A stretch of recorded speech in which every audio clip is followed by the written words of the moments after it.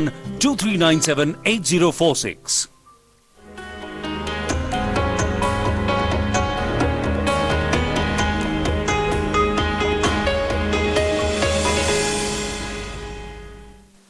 नमस्कार मेरे प्यारे विद्यार्थियों, आज हम लेखा शास्त्र कक्षा 11वीं का अध्याय 2 प्रारंभ करेंगे, लेखांकन के सैद्धांतिक आधार। जैसा कि आप सभी जानते हैं कि किसी भी विषय को पढ़ने के लिए कुछ सिद्धांतों की आवश्यकता पड़ती है। जिस तरह विज्ञान में बहुत सारे सिद्धांतों को ध्यान में रखते हुए पढ़ाई की जाती है, ठीक उसी तरह लेखा शास्त्र में भी बहुत सारे सिद्धांतों को ध्यान में रखते हुए पढ़ाई की जाएगी। सामान्यतः लेखांकन सिद्धांतों का विकास एक लंबी अवधि में पूर्व अनुभव, प्रयोगों अथवा परंपराओं, व्यक्तियों एवं पेशेवर नेताओं के विवरण एवं सरकारी एजेंसियों द्वारा नियम के आधार पर हुआ है तथा यह अधिकांश पेशेवर लेखकों द्वारा सामान्य रूप से स्वीकृत है। कक्षा 11वीं में हमने इसी तरीके के कुछ सिद्धांत और संकल्पनाएं पढ़नी है, जिसमें पहली संकल्पना है व्यवसायिक इकाई संकल्पना। इस संकल्पना के अनुसार व्यवसाय का अपने स्वामी से बिल्कुल अलग एक स्वतंत्र अस्तित्व है, अर्थात लेखांकन के उद्देश्य से व्यवसाय व उसके स्वामी दो अलग अलग अस्तित्व वाली इकाइयां मानी जाती हैं। इसी दृष्टिकोण को ध्यान में रखते हुए जब कोई व्यक्ति व्यवसाय में पूंजी लगाता है, अभिलेखों में व्यापार के स्वामी की पूंजी को देनदारी के रूप में दिखाया जाता है। ऐसा माना जाता है कि स्वामी एक इकाई है और व्यवसाय दूसरी इकाई है। परंतु ध्यान रहे, व्यवसाय में लेखांकन अभिलेख व्यापार के दृष्टिकोण से करे जाते हैं। ध्यान रहे, व्यवसाय में लेखांकन व्यापार के दृष्टिकोण से करे जाते हैं, ना कि स्वामी के दृष्टिकोण से। अब दूसरी संकल्पना का नाम है मुद्रा मापन संकल्पना। मुद्रा मापन की संकल्पना यह उल्लेख करती है कि किसी संगठन में केवल उन्हीं घटनाओं का अभिलेखन पुस्तकों में किया जाएगा जिनको मुद्रा में नापा जा सकता है। वह सभी लेन देन या घटनाएं जिनको मुद्रा के रूप में प्रदर्शित नहीं किया जा सकता, जैसे प्रबंधक की नियुक्ति, संसाधनों की योग्यता इत्यादि, इनको लेखांकन अभिलेखों में स्थान प्राप्त नहीं कराया जाता, क्योंकि इनको मुद्रा में बांटना शायद असंभव है। एक फैक्ट्री 50 लाख की है, यह मुद्रा में नापा जा सकता है, परंतु वह फैक्ट्री कितनी अच्छी जगह पर स्थित है, यह मुद्रा में नहीं नापा जा सकता। अब हम अपनी अगली संकल्पना पे चलते हैं, जिसका नाम है सतत व्यापार संकल्पना। इस संकल्पना के अनुसार ऐसा माना जाता है कि व्यवसाय लंबे समय तक चलेगा और यह भी कहा जा सकता है कि वह निकटतम भविष्य में बंद नहीं होगा।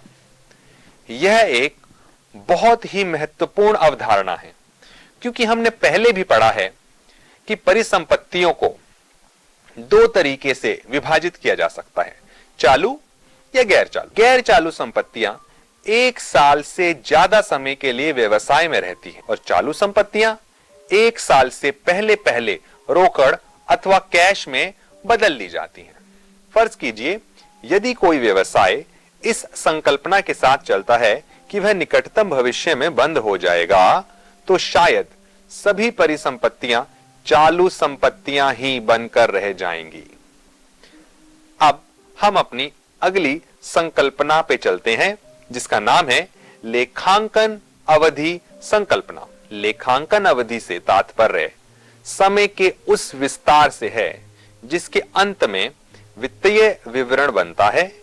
इन विवरणों द्वारा ही वास्तव में यह पता चलता है कि व्यवसाय में लाभ अर्जित हुआ है या हानि हुई है, व्यवसाय की संपत्तियां कितनी हैं, कर्जे कितने हैं। इस प्रकार की सूचना विभिन्न उपयोगकर्ताओं को विभिन्न उद्देश्यों के लिए नियमित समय और अंतराल पर उपलब्ध होती रहनी चाहिए, क्योंकि वह भी फर्म अपने वित्त संबंधित परिणामों को जानने के लिए लंबे समय तक इंतजार नहीं कर सकती। इसका कारण यह है कि इसी सूचना के आधार पर अलग अलग समय अंतराल पर विभिन्न निर्णय लेने होते हैं। यदि हमने किसी बराबर समय अंतराल पर अपने लाभ या हानि के बारे में पता नहीं लगाया तो हो सकता है कि एक बहुत लंबे समय के बाद यह पता लगे कि व्यवसाय आज बंद होने वाला है, क्योंकि हमने लाभ या हानि की गणना नहीं करी। इसलिए यह जरूरी है कि एक निश्चित अंतराल के बाद सभी खातों को बंद किया जाए और यह पता लगाया जाए कि व्यवसाय में हानि हुई है या लाभ। अब अगली संकल्पना पे चलते हैं, जिसका नाम है लागत संकल्पना। लागत संकल्पना की मुख्य आवश्यकता है कि सभी परिसंपत्तियों को पुस्तक में उनके क्रय मूल्य अर्थात जिस मूल्य पर उनको खरीदा गया था उस पर ही लिखित किया जाए। सभी परिसंपत्तियों को उसी मूल्य पर लिखा जाए जिन पर उनको खरीदा गया था। उदाहरण के रूप में, अगर आपने कोई जमीन आज से 10 साल पहले 10 लाख रुपए में खरीदी है, आपको आज भी वह जमीन अपनी पुस्तकों में 10 लाख रुपए की ही दिखानी है, भले ही उस जमीन की बाजार में कीमत आज 5 करोड़ हो या 50 करोड़ हो। विद्यार्थियों को इस बात का ध्यान रखना चाहिए कि जमीन की कीमत 5 करोड़ या 50 करोड़ बाजार में है, वह अभी व्यापार के स्वामी को मिली नहीं है। इसलिए लागत संकल्पना के तहत वह जमीन 10 लाख या जितने में वह खरीदी गई थी उतने में ही दिखाई जाएगी। अब अगली संकल्पना पे चलते हैं, जिसका नाम है द्विपक्षीय संकल्पना। द्विपक्षीय पक्ष लेखांकन का मूलभूत आधारभूत सिद्धांत है। यह संकल्पना व्यवसाय के लेन देन के अभिलेखन करने का आधार प्रदान करता है। इस संकल्पना के अनुसार व्यवसाय के प्रत्येक लेन देन का प्रभाव किन्हीं 2 स्थानों पर पड़ता है। किसी भी लेन देन का लेखन 2 बार किया जाएगा। उदाहरण के रूप में, अगर राम से आपने पैसा लिया है तो एक खाता राम है जो लेखांकन में लिखा जाएगा और दूसरा खाता है रोकड़ मतलब कैश। हर लेन देन को 2 बार लेखांकन में अर्जित किया जाएगा। इस संकल्पना को लेखांकन के आधारभूत समीकरण के रूप में प्रदर्शित किया जा सकता है। परिसंपत्तियां बराबर देनदारियां जमा पूंजी। अब अगली संकल्पना पे चलते हैं, जिसका नाम है आगम मान्यता संकल्पना। इस संकल्पना के अनुसार किसी भी आगम को पुस्तकों में तब तक लिखित नहीं करना चाहिए जब तक वह वास्तविक रूप से प्राप्त ना हो जाए। आगम के उदाहरण हैं जैसे ब्याज, रॉयल्टी, लाभांश। आगम को माना तभी जाएगा जब उसकी प्राप्ति पर व्यवसाय का अधिकार हो जाता है, अर्थात जब वस्तुओं का विक्रय यानी सेल हो गई है या सेवाएं बिक गई हैं। इसलिए उधार विक्रय को आगम विक्रय की तिथि से मान लिया जाता है, ना कि उस तिथि से जब खरीदार ने रोकड़ अर्थात कैश का भुगतान किया। उदाहरण के रूप में, यदि मार्च 2020 का किराया अप्रैल 2020 में प्राप्त किया जाता है या दिया जाता है, किराया मार्च 2020 का ही माना जाएगा। अब अगली संकल्पना पे चलते हैं, जिसका नाम है आगम व्यय मिलान संकल्पना। किसी भी व्यवसाय में दिए गए एक अंतराल के लाभ या हानि के बारे में पता लगाने के लिए हमें उस अंतराल के सभी खर्चों को आमदनी में से घटाना होता है। साल के अंत में प्रॉफिट एंड लॉस अकाउंट बनाया जाता है और इन सभी खर्चों और आमदनी को उसमें दर्शाया जाता है। जैसे कि पहले ही जोर दिया जा चुका है कि आमदनी अर्थात आगम को अर्जित तभी किया जाता है जब विक्रय हो जाता है या सेवा प्रदान कर दी जाती है। इसी तरह खर्च को भी तभी माना जाता है जब उसका किसी संपत्ति या आगम का आयोजन हो गया हो, ना कि उस पर सिर्फ रोकड़ अर्थात कैश का भुगतान हो गया हो। अगर हम कम शब्दों में बात करें तो निष्कर्ष यह निकलता है कि आमदनी में से उसी अंतराल के खर्चों को घटाया जाए जिस अंतराल की वह आमदनी है। उदाहरण के रूप में 2018 की आमदनी में से 2018 वर्ष के ही खर्चे घटाए जाएंगे। आइए चलते हैं अगली संकल्पना पे, जिसका नाम है पूर्ण प्रस्तुतिकरण संकल्पना। वित्तीय विवरण द्वारा उपलब्ध कराई गई सूचना का प्रयोग विभिन्न प्रयोगकर्ता जैसे निवेशक, बैंक, ऋणदाताओं के रूप में माल की पूर्ति करने वाले विभिन्न प्रकार के देनदार या माल खरीदने वाले लेनदार पूर्णतः हमारे लेखांकनों पर निर्भर होते हैं, क्योंकि हमारे लेखांकनों का प्रस्तुतिकरण उनके निर्णय पर सीधा प्रभाव डालते हैं। इसलिए यह बहुत आवश्यक हो जाता है कि विभिन्न आर्थिक निर्णयों में सहायक की भूमिका निभाने वाले यह विवरण सही हो, पर्याप्त हो और पूर्ण सूचनाओं को प्रस्तुत करें।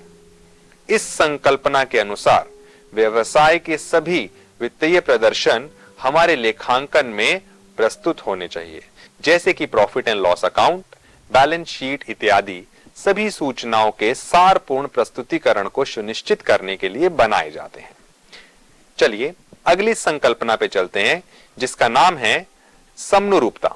इस संकल्पना का कहना यह है कि किसी भी व्यवसाय द्वारा वित्तीय विवरण में जो भी सूचनाएं दी जाती हैं वह तभी उपयोगी होगी जब उनका तुलनात्मक अध्ययन संभव हो, अर्थात एक वर्ष के विवरणों को दूसरे वर्ष के विवरणों से तुलना की जा सके, जो सिर्फ और सिर्फ तभी संभव है जब लंबे समय तक एक फर्म अपने खातों के लेखांकन में प्रयोग में लाई जाने वाली नीतियों व अभ्यासों में एक लंबे समय तक समानता अपनाए रखें।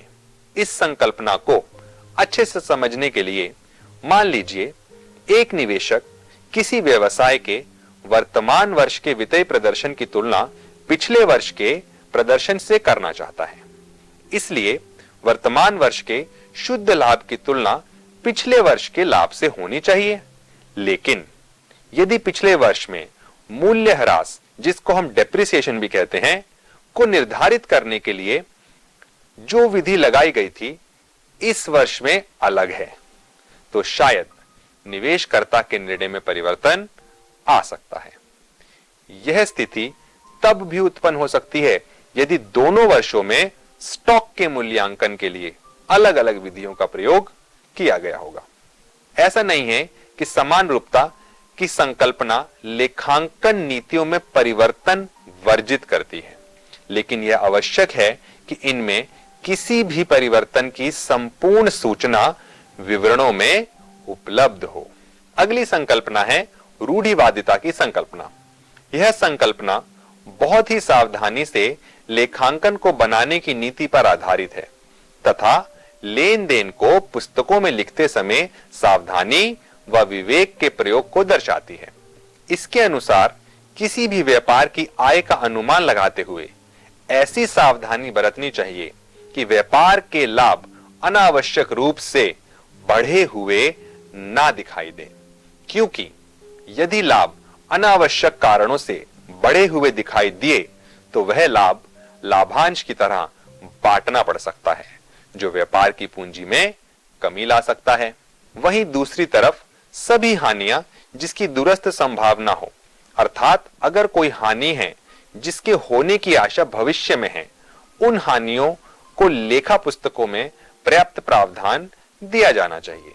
मान लीजिए अंतिम स्टॉक का मूल्यांकन करते समय अगर यह पाया जाता है कि उसका बाजार मूल्य उसके वास्तविक मूल्य से कम है, तो उस स्टॉक को बाजार मूल्य या कम मूल्य पर ही लेखांकन में लिखा जाएगा।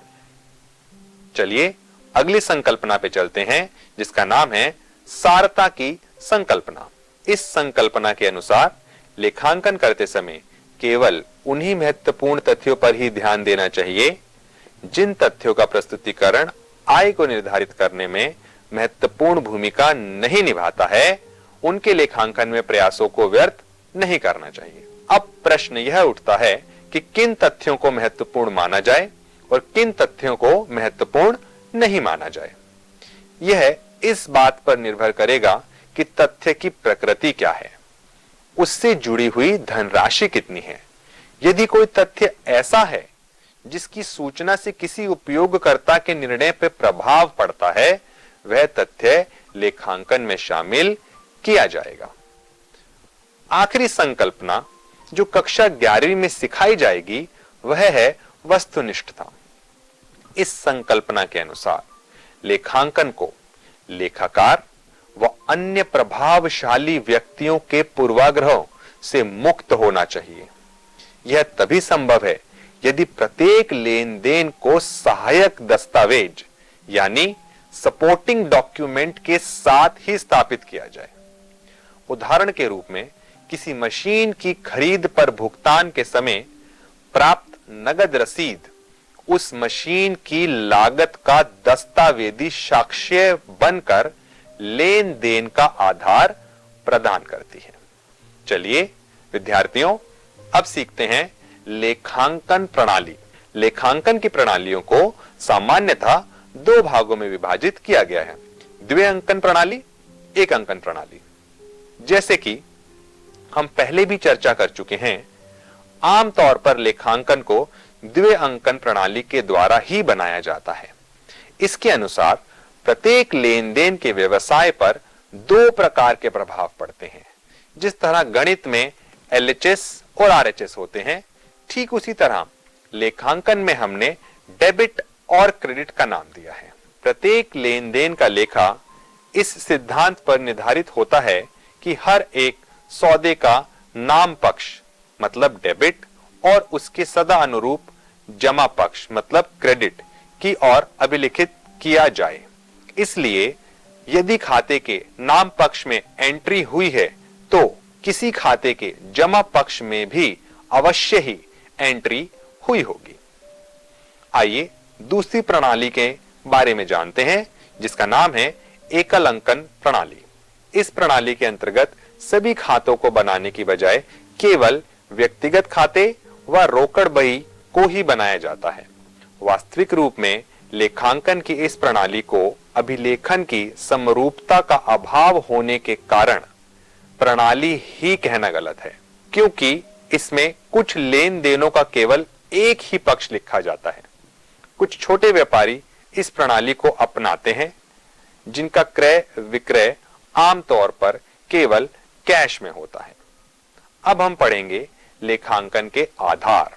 लेखांकन के मुख्यतः दो आधार हो सकते हैं, नगद आधार और उपार्जन आधार। नगद आधार पर लेखांकन करते समय पुस्तकों में कैश के लेन देन की ही एंट्री की जाती है। पैसा प्राप्त हो जाने पर या पैसा चले जाने पर ही इनको लेखांकन में शामिल किया जाता है। यह प्रणाली आसान होने के बावजूद भी अधिकतर संगठनों के लिए उचित नहीं है, क्योंकि लाभ की गणना करने के लिए यह सिर्फ कैश के लेन देन का ही लेखांकन कर रही है। लेखांकन यदि उपार्जन आधार पर किया जाए तो लेन देन के समय ही यह मान्यता दे दी जाती है कि उनके वास्तविक प्राप्ति या भुगतान का समय क्या है। नगद प्राप्ति करना, नगद प्राप्ति के अधिकार और नगद भुगतान व नगद भुगतान की अनिवार्यता के बीच अंतर किया जाता है।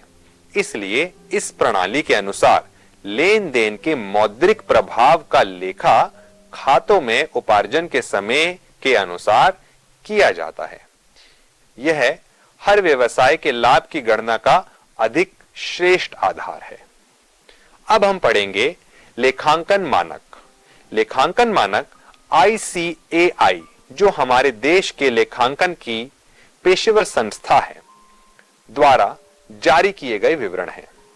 लेखांकन मानक लिखित प्रलेख हैं जो वित्तीय विवरण में लेखांकन, लेन देन की पहचान, मापन, प्रस्तुतिकरण तथा प्रकृतिकरण के नियमों को बताता है।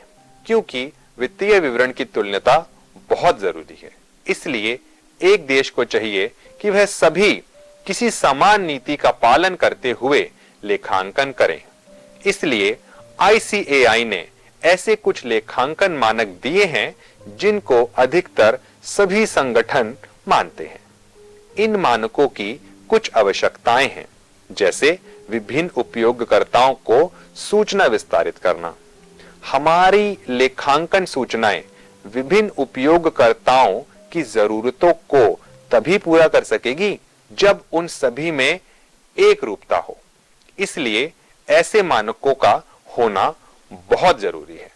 अगर लेखांकन मानकों की उपस्थिति हो तो वित्तीय विवरणों की अंतर कंपनी तथा अंतर कंपनी तुलनात्मकता में सहायता भी मिलेगी, परंतु इन मानकों की कुछ सीमाएं भी हैं। जैसे इन मानकों का बड़ा ही दृढ़ता से पालन किया जाता है, जिनके कारण इनको लागू करने में लोचशीलता नहीं आ पाती, और वर्तमान कानून की सीमा के भीतर ही मानकों का निर्माण आवश्यक है। इसलिए यह कानून को प्रत्यादेश नहीं दे सकते। यह सभी लेखांकन मानक एकल स्वामित्व इकाई, साझेदारी फर्म, समितियां, ट्रस्ट, हिंदू अविभाजित परिवार, व्यक्तियों का संघ, सहकारी समितियां और कंपनियां, इन सभी पर लागू किए जाते हैं। अब हमारा अगला कदम है IFRS को समझना। वैश्वीकरण, उदारीकरण एवं निजीकरण की मदद से अर्थव्यवस्था को अच्छी गति प्रदान हुई, जिसके कारण व्यापार देश विदेशों तक फैला। एक देश का व्यापारी दूसरे देश के व्यापारी से क्रय विक्रय कर सकता है। अब दो देश आपस में एक दूसरे से व्यापार करते हैं तो यह जरूरी हो जाता है कि उन दोनों के लेखांकन में समानता हो। इसलिए इस वैश्वीकरण के दौर में हमारी लेखांकन प्रक्रिया में IFRS की एक खास आवश्यकता है। वित्तीय विवरणों के आधार पर महत्वपूर्ण आर्थिक निर्णय लिए जाते हैं। हेरफेर से बचने के लिए ऐसे तरीकों की आवश्यकता है जिससे ऐसे हेरफेर की पहचान आसानी से की जा सके। वह वित्तीय विवरणों में सूचना को कैसे प्रस्तुत किया जाना है जाना जा सके। विश्व के दो देश जब आपस में व्यापार करते हैं तो उनकी लेखांकन की तुलना का आधार हमें IFRS देता है और साथ ही साथ में वैश्विक निवेश को सुगम बनाता है। अब इस अध्याय का आखिरी चरण है वस्तु एवं सेवा कर, जिसको हम आमतौर पे GST कहते हैं। हमारे देश की सरकार ने एक देश एक कर के मूल मंत्र का अनुसरण करते हुए 1 जुलाई 2017 को GST को लागू किया ताकि निर्माताओं, उत्पादकों, निवेशकों और उपभोक्ताओं के हितों के लिए माल, वस्तुओं और सेवाओं का सुगम प्रचालन हो सके। GST के लागू होने से केंद्र एवं राज्य द्वारा पारित बहु अप्रत्यक्ष कर निरस्त कर दिए गए, जिसके परिणाम स्वरूप संपूर्ण देश एक संयुक्त बाजार में परिवर्तित हो गया है। GST के 3 प्रमुख तत्व हैं: CGST, SGST, IGST। CGST से आशय केंद्रीय वस्तु एवं सेवा कर से है। इसमें आय आमदनी केंद्रीय सरकार के लिए है। इसी प्रकार समस्त राज्य युक्त कर जैसे कि वैट, प्रवेश कर आदि सब SGST के अंतर्गत आते हैं। GST के लागू होने से सेवा कर, उत्पाद कर, केंद्रीय बिक्री कर, सीमा शुल्क व प्रवेश कर, चुंगी, विलासिता कर, इन सभी को हटा दिया गया है। IGST से आशय संयुक्त वस्तु एवं सेवा कर से है। IGST के अंतर्गत संग्रहित राजस्व केंद्रीय और राज्य सरकार के मध्य पूर्व निर्धारित दर पर विभाजित किया जाता है। और इस तरह हमारा अध्याय 2 यहां संपन्न होता है। धन्यवाद।